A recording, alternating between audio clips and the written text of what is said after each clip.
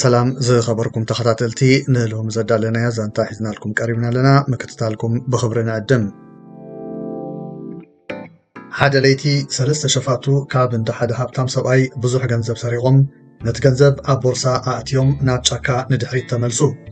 ኣዝዩ ጥሜት ስለ ዝተሰምዖም ሓደ ካብኣቶም መግቢ ክገዝእ ናብ ኣብታ ጥቕኦም ዝነበረት ዓዲ ክኸይድ ከሎ እቶም ካልኦት ክልተ ድማ ነቲ ቦርሳ ገንዘብ ክሕልዉ ኣብ ጫካ ጸንሑ።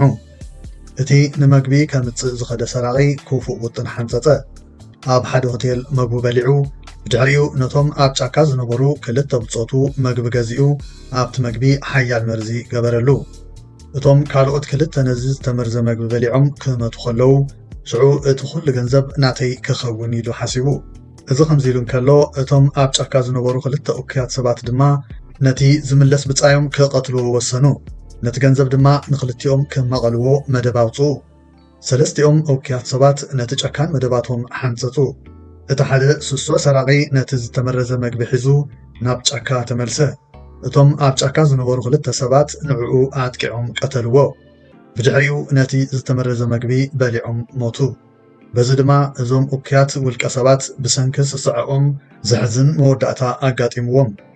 ትምህርቲ ናይዚ ዛንታ ካብ ግቡእኻ ዝያዳ ምድላይ ናብ ሕማቕ ነገራት ከምርሕ ከም ዝኽእል ይምህረና።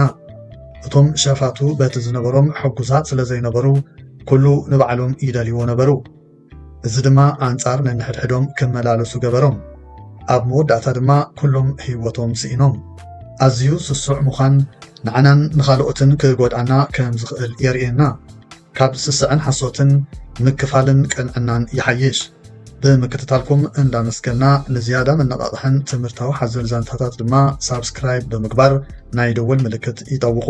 ንሎሚ ዝተዳለወ ዛንታ ኣብ ዝወዲእና ኣለና። ኣብ ዝቕጽል ክሳብ ንራኸብ ሰላም።